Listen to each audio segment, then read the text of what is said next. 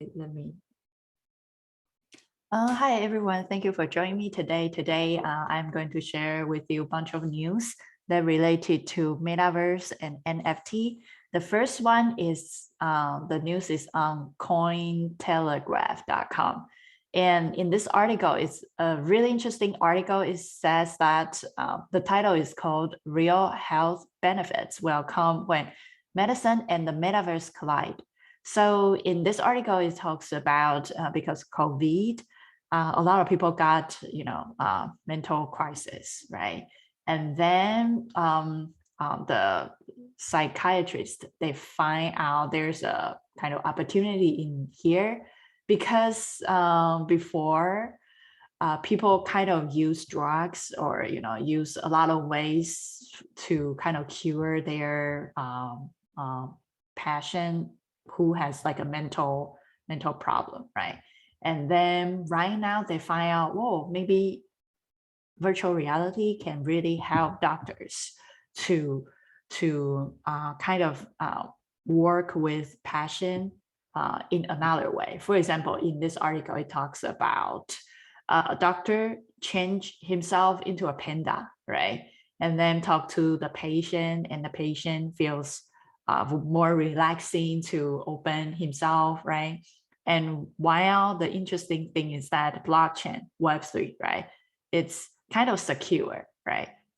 So for example, like the payment or your data won't be leaked or something. So people really see the opportunities inside here. And I really love this chart. It's called What is Longevity? And it has, for example, like nanotech or sciencing, kind of like a cellular engineering, drug discovery, AI, edge tech, natural. So all those stuff, I think is kind of like, I don't know, like a future of health, right? Because for me, before I didn't really care about what I eat, what I, my body or something. But after a big surgery, I started to realize that I rather pay for the farmer or pay for how to prevent disease rather than, pay for the doctor. So I think a lot of technology will help us to, to kind of improve or prevent our disease. So yeah, so I would say this is a very interesting treatment. And also, for example, like before it says that US, a lot of people die from suicide about every 12 minutes over, yeah, it's like people suicide a lot. So I would say this is kind of a really benefit for doctors to or psychiatrists to help, like community treatment for their patient because through different avatars, people don't really know where you are from, right? Who are you? For example, doctors, before doctors always sit in the doctor's office, right? Everything looks cold.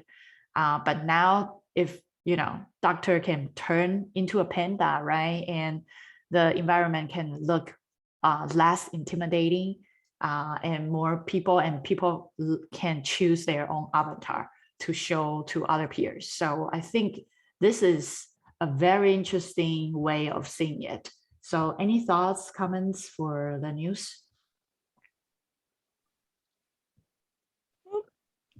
Well, this is ET. I'm the healthcare person here, and I started working on applications with the VA. We had cancer patients that were veterans who were going to commit suicide, because these are real macho men, they they are already dealing with PTSD and depression, and then you put cancer on top of that. And so we worked hard to get them into programs for mental health using games. So they had interactive games just to get them to relax and breathe and not think about all the crap that was, stuff in their brains, and not have to just be around the white lab coats. You know, that's a fear, that's a stress factor. So this is kind of morphed into other more interactive and visual entities, which I think is great. You also do have a lot of people, especially here in Santa Cruz, you know, where we've had pot for many, many years, where people just, you know, become drug addicts because they can't deal with life and they get alienated. So I think the metaverse is, like I said, you can create a better reality for yourself, and doctors can become less judgmental. When you have an avatar, people will talk to an avatar and actually say more to the avatar that we use in our company. You know, it's just a talking head that with human interaction, but it's non-judgmental. Whereas you talk to a doctor, maybe I don't confess to the doctor that I'm using, you know, street drugs or something. But with an avatar, I say, yeah, you know, I chill out at sunset or go to the beach and have a joint or something. You know, they don't tell the doctors that. I can tell it when I get a blood test, you know, and I see that certain levels are up there, but they'll tell me, oh no, I don't touch the stuff, you know, or I don't smoke. But I think this is a good thing. However, I see the other side, the ugly side of the metaverse, where people are harassed and bullied. So, you know, we have to have guidelines. We do have to have protection. There's been a lot of teenage suicides, you know, and there's legal things going on against TikTok and Facebook and others because it's a peer pressure kind of thing. So I like that people can escape and have their own little world and deal with their problems, but have it, you know, a guidance, a counselor, medical professionals that can help them. And the fact that people are going to live longer and there's less and less mental health professionals, we really do have to depend on technology to do this. And like that, the picture that you're looking at you know, we're looking at right now, it reminds me of how bad all of the teledoc behavior that we've been dealing with in COVID for the last couple of years of, you know, oh, I've got this skin condition, or I've got something that I, you know, need a camera to look at. And the doctor's trying to understand from a video signal, you know, and diagnose something. But if you could do it better, and I think that's one of the things that I just read this article right before this meeting talking about metaverse. I'm like, well, what will metaverse do? You know, what are the two things that are the strongest things about metaverse? Things that you can't do in real life, or things that you can do better in metaverse. And this looks to me like one of those things, like teledoc might be able to be done better in metaverse than just the flat 720p FaceTime camera. Yeah, because it's like it has like a 3D world, right? And also yeah, you might can be able, like, just attach even a lot looking at of this data. couch. Yeah, like just looking at this couch, if she was looking at him, if she could look, you know, that, you know, to see around him, and, you know, like to really understand his environment because she's in his environment, or something that, you know, instead of the patient going to the doctor, but the person coming to the home and seeing what the home is like, you know, there could be something that really goes back and forth on that makes a doctor much more aware than they would have previously in sessions, but also make the other person more comfortable because they're being able to share more that's unsaid, you know, and it could be interesting. When I first started doing cancer research, I worked, you know, for nonprofits, and I had to go to people's homes to talk to them in Spanish to get them to sign up for our clinical trials, or at least make them aware that there was, you know, it wasn't just for white people, it wasn't just for rich people at Stanford, that they could go in. But I noticed that besides the cancer they were going through, they were like living as hoarders. You could barely walk into the house. There was no place to sit and all of this. Yeah. So I had to work with another group at Stanford to go and convince people that they needed to be in a safer environment. You know, they can't have dirty stuff all over the house that has germs and flies and God knows what else. And, you know, you see this on TV, all these hoarder shows, and that's a sign of mental illness. And then if you have to treat these people for a heart condition or another chronic disease, it just complicates things. So I think in a metaverse, if you could show these people, you know, what their house would look like, nice and neat, what, you know, what a good meal would look like, you know, with salad and fresh vegetables and drinking water, you know, so it gets into the mind first, and then they can follow through rather than just being lectured. You have to do this, you have to do that, you know, go take out the trash, stuff like that. You know, it's kind of like an ease, and if you picture it, it'll happen kind of an approach. And I think that because it's a whole, not just treating the disease, but the environment and the long term. And you know, it's easier to get rid of stuff and feel better than to have it catch on fire and you're in bed trapped. So Marie Kondo metaverse. Right, exactly. But Yeah. as also, you know, as part of that, it's a whole lifestyle, it's a whole living. And we even had to have some people move in with their families, you know, because the nurses couldn't even get to the bedroom, you know, to do the daily well checks. You know? Yeah, You have yeah, to climb over all kinds of stuff, yeah, bicycles and barbecues in the house and all this stuff. I mean, it's hysterical. So we had to convince them, hey, daughter, you need to come get your mother and put her in your house and get rid of all this stuff, or sell the house and, you know, start again. It's just the way life is, you know, it's reality. But you know, yeah. in a metaverse, I think you can do a lot more. I personally have been thinking, and Dan, I'm going to work with you on this, is a business plan for a metaverse clinic where people can just go in and you know, check in on themselves and their avatars, and look for, you know, where's a good yoga, you know, where's a good recipe place, where can I find out about sleep. And then if I do have, you know, a women's health, you know, have a women's health center, a thing for older men, you know, kind of the niche things that kind of fall through the cracks that people don't ordinarily do, and then convince them to do other things on the metaverse that are more fun, like, you know, social networks or games, so that it is a true wellness center, and you won't have to pay, you know, $300 a month like I used to at the Decathlon Club in Santa Clara. You know, it's expensive, but I want to do it on my terms, you know, and 24/7. A lot of times you wake up at 4 a.m. and you have insomnia. Well, if you could get into the metaverse and use that to relax, or talk to a virtual pet, and you know, watch the kitty purr and coo and whatever until you fall asleep, right? And yet I don't have a cat box to clean out, you know. Yeah, cool. Yeah, I would say that you know, metaverse is definitely a better solutions than, you know, you are trying to have some drugs or, you know, magical mushrooms to kind of give you some nice illusions. I would say metaverse, well, definitely compare with, you know, the previous treatment or, you know, the current treatment. I think the metaverse might help us provide better solutions for you know, mental health. Yeah. Okay. So yeah, go ahead.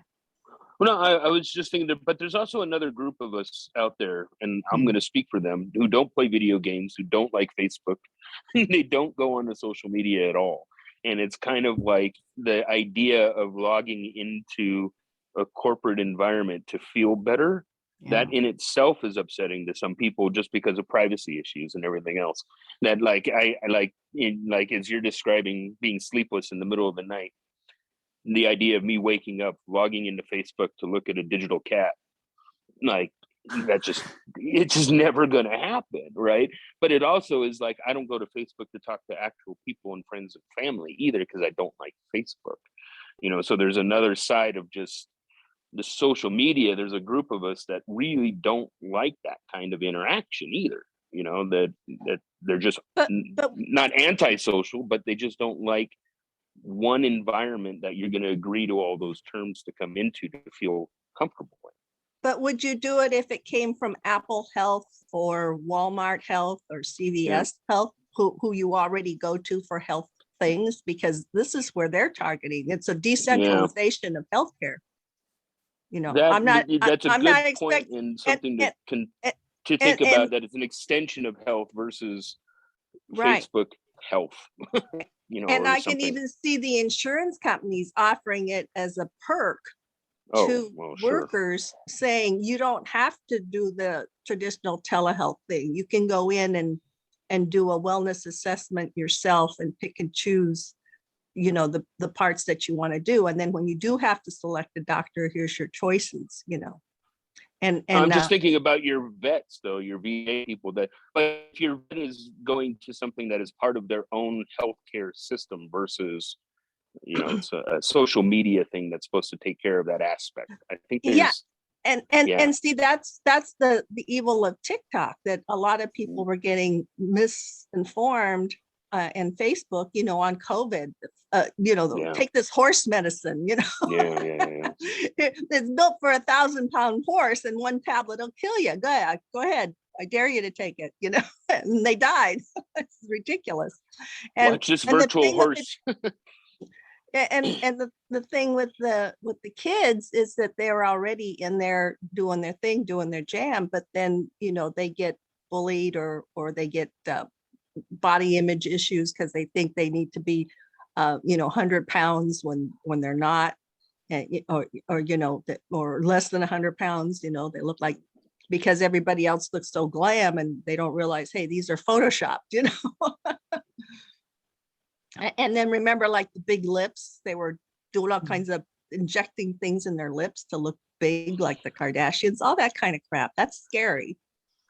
Like Putin. Yeah, I mean, I feel like if I couldn't really sleep at night, I look at I don't know, like the Ukraine war. I mean, I usually sleep really well, but if I kind of look at the war over there, I feel like, wow. I mean, I'm living. I don't know. I feel I'm pretty good. I mean, I have a roof, and I don't need to worry about the bomb. Yeah. Yeah, but it does create your own version of PTSD, because you know more than maybe others living in Taiwan what a war threat could mean, you know, and living day to day with the, you know, when's the next bomb gonna blow off, you know. I haven't had any war before in Taiwan, but now I don't know. I'm just maybe I worry too much. I have an earthquake and tsunami fear, and you know, there's been like 4 or 5 earthquakes in Japan, so I'm constantly kind of subconsciously going in and checking where the earthquakes, because I want to know if we're going to have one here, you know, because kind of lives over my head. So that you know, I have to remind myself, hey, if it happens, it happens. Don't sit here and look for it, you know. Yeah, I mean, it's because in Taiwan we had a lot of like earthquake, and I would say when we were in elementary school, you know, teacher usually say, oh, we have a rehearsal of earthquake, and you know, like, and there will be serene in the school, and everyone just hide under the table or something and just pretend that there's earthquake. Because we have a lot of earthquake, so yeah, so it seems like part of the day, like yearly routine or monthly routine. Yeah, cool. Okay, so that's the previous one, and I think this is pretty meaningful. Another one is still the same news channel. Is called Telegraph.com, and the title is "Blockchain to Disrupt Music Industry and Make It Change Tune." Okay, so we all know that, I don't know, like, it's just my conscious. If you say you are an artist, I kind of know like who you are, but I know maybe with a little stereotype. And same as music industry, right? And we all know that artists, sometimes a lot of big platform or big company will take over, you know, your profit or something. But I think with blockchain, right, it really help artists to make sure their royalty fee got paid. So I think this is phenomena, because sometimes I even see like some celebrities, they are streaming like they are acting in some big Marvel movies, but unfortunately, for example, like Disney or some other companies, when they play the movies, and for some reason, if they kind of like use like a membership or a subscription, or put this movie into another subscriptions, and sometimes the actor or actress will not getting paid at the end.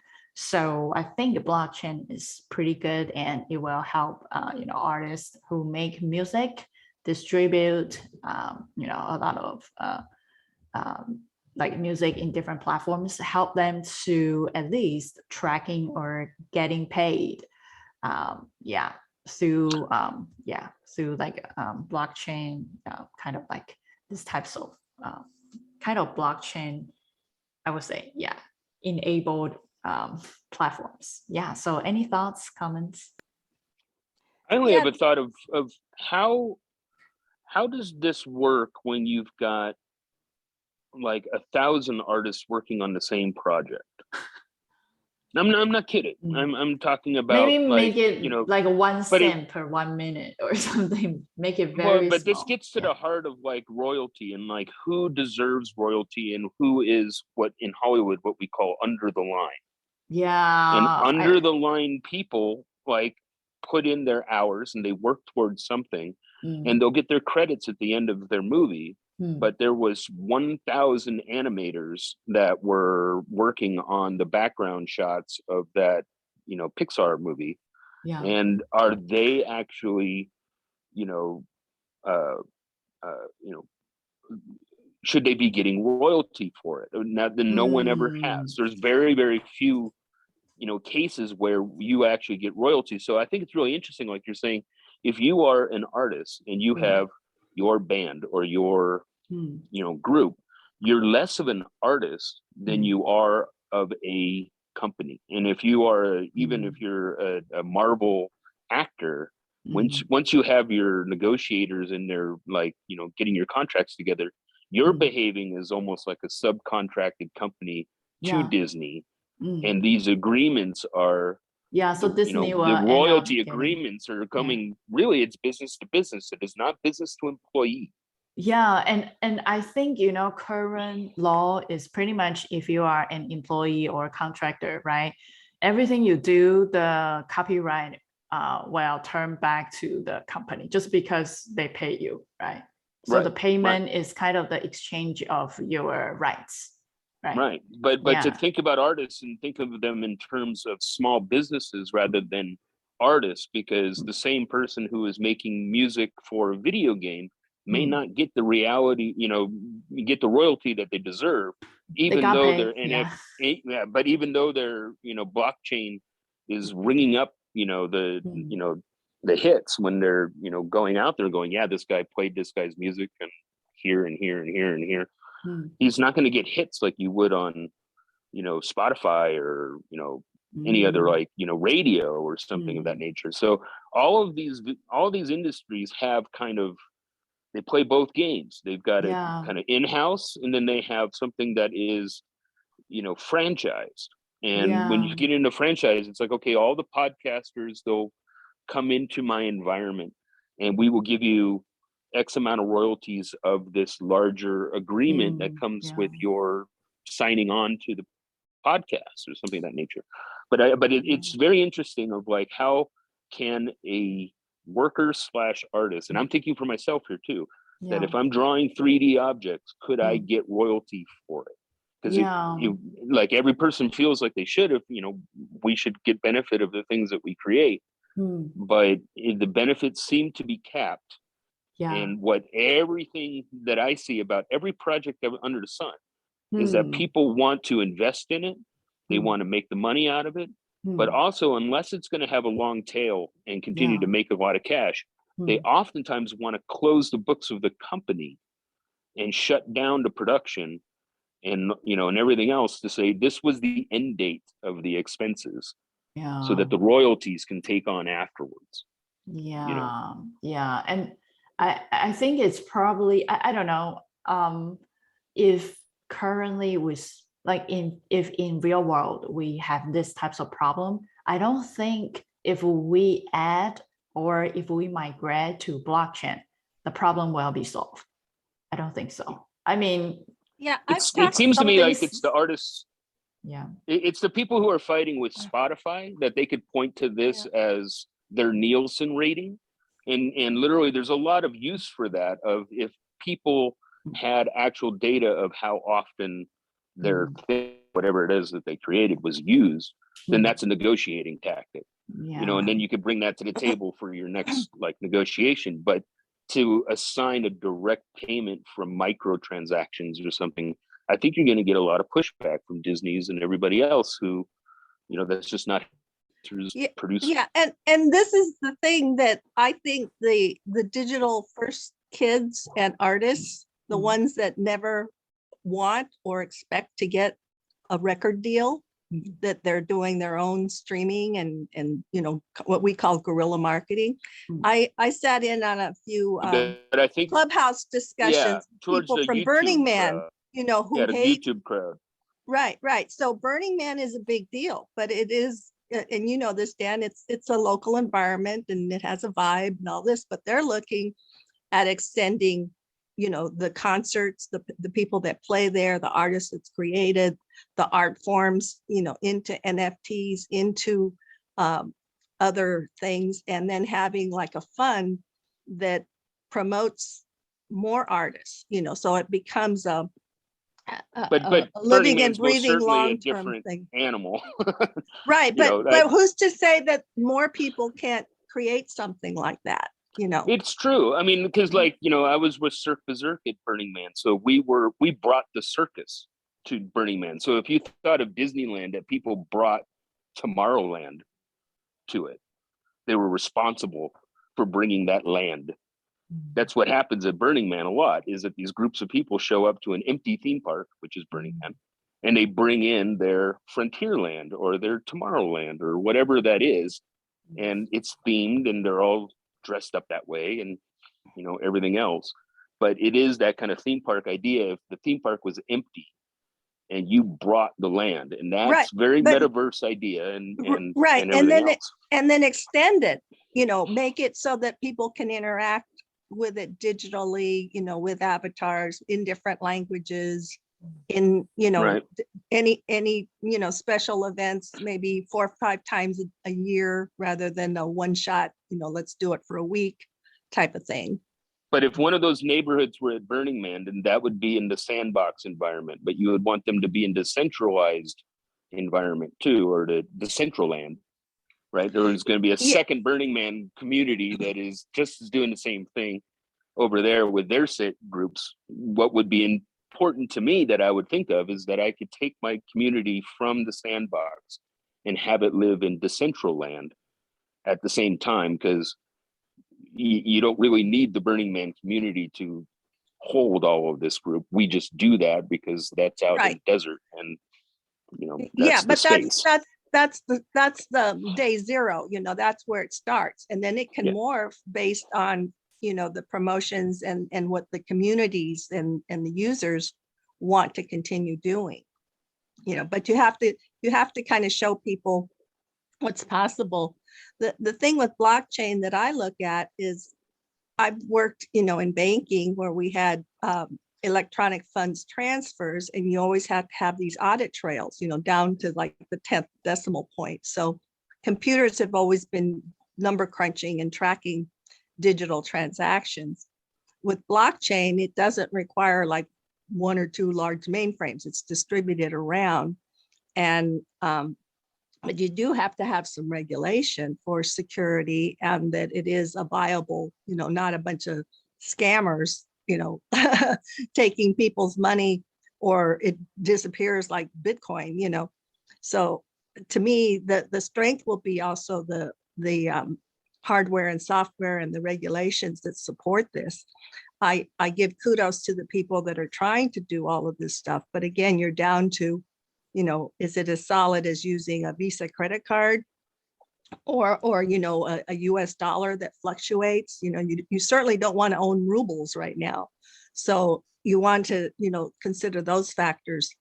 And even though you want to build a business, you do have to have that back end processing and those guarantees. Yeah, so I would say the blockchain might change music industry, and I think in this article it talks about there's a platform called Vibrate. Let me take a look. Yeah, and it has already have 4,500 people or artists already be inside. So that platform will kind of like do the thing. So yeah, I think it's very interesting. Let me see, where did I saw in this article? Yeah, oh here. A platform such as Vibrate already had 450,000 artists. Yeah, they are kind of using this blockchain based incentive models. So pretty much they can get paid, and since it's blockchain technology, so I would say it's probably very accurate, right? So yeah, so this is an interesting article that kind of trying to find the solutions to help artists. Yeah, I mean, I'm artist background and I totally fail it. And I feel like, you know, there are a lot of very talented people, and they usually, the artists usually get the blood and sweat, you know, pay, and the business people who sell it usually get a lot of profit usually. Yeah, so I think this blockchain technology can really help artists to get back there a little bit of, you know, money back. Okay, cool. Yeah, another news is on CoinDesk. Yeah, so the title is called HSBC enters the metaverse through partnership with the Sandbox. So yeah, it's by Alyssa G, and the subtitle is "The bank wants to engage with sports, esports, and game fans on metaverse." It's very interesting. I see a lot of yeah, like JP Morgan, you know, now is HSBC. They want to partner, and it's also, oh, I forgot, before it was Decentraland, and this one is Sandbox, right? And they want to, you know, partner. And for me, bank and game, it's totally different things. But right now, bank is kind of doing games, sports, esports.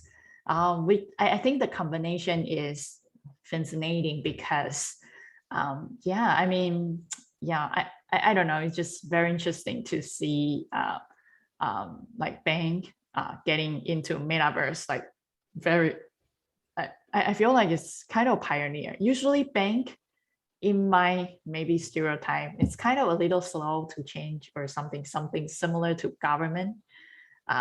Yeah, a institution. But I think this time it's kind of like out of my, yeah, like expectation that banks jumping to and doing something that totally different, like fun.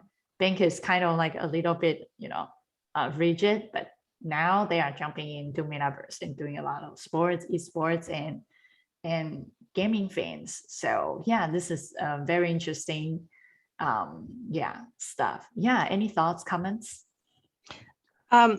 My younger guys in my family, they're football fanatics and all this, and they have the fantasy games and they bet, you know, and to me it's silly, you know, I don't understand a lot of it, but they're really into it and it's a big deal. And I see that even now on the regular commercials or during the game, there's ads for these fantasy teams. I watched the Warriors, you know, Steph Curry just got hurt. So there was even some little thing, oh, find how this is affecting the blah, blah fantasy league, blah, blah, blah, you know.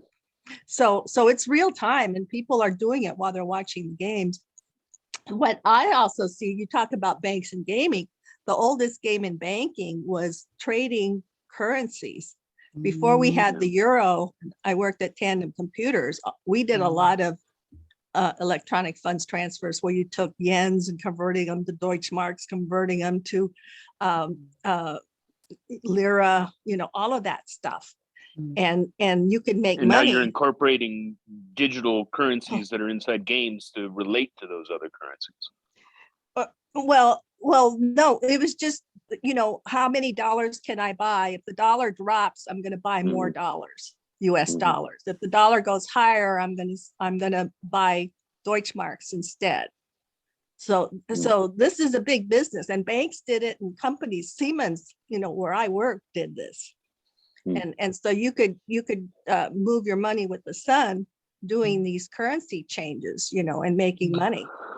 So that to me looked like a big game, but it was real business, you know. But there also seems to be a lot of, like, if you take the Etsy model or the eBay model of bidding and you inject that into video games for anything that was worthwhile within the metaverse gaming system, you can almost start to create like a eBay bidding, you know, shopping kind of thing within the game.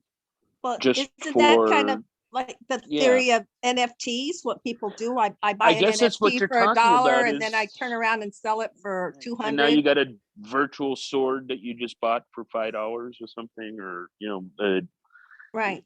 yeah. I mean, but it seems to me that people who are in these environments, and if their coinage starts turning into microtransactions that are related to USD through crypto, then all of these things take a big step towards eBay, and the banks want to be interested in the video games. That's kind of what I'm trying to like stitch together, I think. Yeah, I think this is a very interesting jump. Yeah, because I think there are a lot of brands already kind of trying to make a spot in the sandbox or decentralized or OpenSea. So I would say, yeah, I mean, move faster earlier, and since they have a lot of money, you know, so it's no hurt if they have some extra budget and just play around and see how everything goes. Yeah, so yeah, cool. And so the other news, this one. Yeah, because I would say NFT right now is still kind of a little bit outlaw, right? Not many people knows how it works, and people start doing it, and some people get a lot of profits, and so they kind of start, you know, doing something and test it out the law, right? Okay, so in this news, it's in Kotaku.com. And then the title is called 500K NFT lawsuit over people the frogs, but it's a really funny story. Okay, so this article was written by Luke P. And okay, so if you can see my screen, pretty much it's this frog nude man looking at the beautiful fountain or beautiful, you know, waterfall, and there you can see his butt. And this one is, you know, the creator of this frog, Matt Fury. He wants to sell this NFT, you know, doing auction stuff, right? And then he kind of also used kind of like doing some auction. And then also he said that, okay, so he did the auction of this picture, and he said there are also 999 more NFT about this picture, but I won't release anything. But he only kind of sell one picture when he sold around, you know, 537K to a person, right? So that person's name is Halston. Yeah, so he got the this NFT. After he got this NFT, this guy, or you know, yeah, it's very weird that it seems like release 46 out of 99 NFT for free. So it's like broken the promise, right? Someone pay $500,000 buy this NFT, and then the owner say that, oh yeah, and he reproduced 99 NFT, but he won't do anything about it if you buy this. But after the person buy it, he released another 46 NFT for free in the market, which kind of make this person seems like why you are buying the $500,000 one, right? Yeah, because think about animation though. Think about the cell animation that they sell at Disneyland. You've got to create 24 frames a second in order to make an animation. And if you were to do and sell off all of those frames, each one, like that NFT guy that just like scammed, oh, I sold 49 other ones. Well, what if it was animation? It was just the leaf that was moving in the background because the wind was blowing. It was a different actual frame of each one. Yeah, because you could still frame animation. So literally these guys are creating a single frame of animation, selling the movie, and then going, oh, by the way, there's a whole bunch of other ones because it's a movie and I can export all the rest. And how can you I don't know. But think about that animation cell at Disneyland though. That is an NFT. Right? That they've taken a single picture out of Bambi and they hung it in a frame. They put it in a wall in a theme park and they said, this is rare. This came from, this movie. But actually those frames are not rare. Those are reproduced Disney painted frames. And I actually had a friend of mine who actually worked on Main Street painting the hand watches. So you would buy a watch and then you would get a frame of animation that went with it so you can hang it on your wall at home. So he would sit there in the window at Main Street and paint, the Mad Hatter or something like that. And then they would shrink that image down, put it on your watch for you, but then give you the actual like cell animation. But even the ones that are, I think there are official frames that did come from actual production. And those are very, very expensive. But then they reproduce those into affordable, sub-$1,000 collector's pieces. And those are in homes all across, the US of people buying these cell animation frames from this movie. So that's actually a very interesting idea of an idea of NFT. Has been around for a long time. Disney's been working the angle out of their theme parks with their animation department. Interesting. Yeah, because as far as I know, maybe, the famous or celebrity, concept artists, they just draw one keyframe, right? And the rest of interns, they kind of reproduce. Ink it. Yeah. I don't make it kind of moving so it won't you won't cost too much time. But it's interesting to think about all of that and then read this article, right? Yeah, right. And because when I read this article, I feel like, are you trying to fool people? Like you sell like $500,000 just one frame and you got like a 99 NFT for free? Are you treating that person as a fool or something? Well, there's still some of us who know QuickTime enough to be able to realize you can take a movie and export frames and JPEGs out of the movie. Yeah, actually, one per second. You can. It's always an option. Remember that. Yeah. And these NFT guys could sit there and make a quick animation, re-export all of their frames and sell them all individually. Yeah.